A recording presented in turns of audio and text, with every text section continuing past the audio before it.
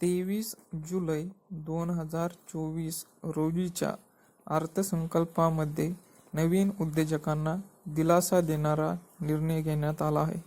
त्यामध्ये 12 वर्षापूर्वीचा angel tax आता रद्द करण्यात आला आहे.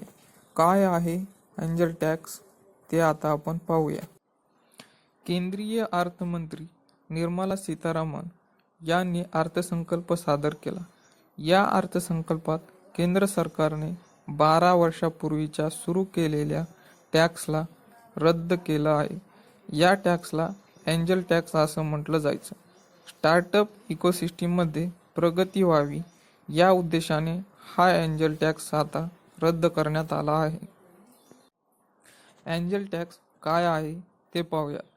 जी कंपनी शेअर मार्केटमध्ये लिस्टेड नसते आणि गुंतवणूकदारांना शेअर देऊन फंड मिळवते, तेव्हा त्या फंडावर जो कर लागतो त्याला एंजल टॅक्स म्हणतात.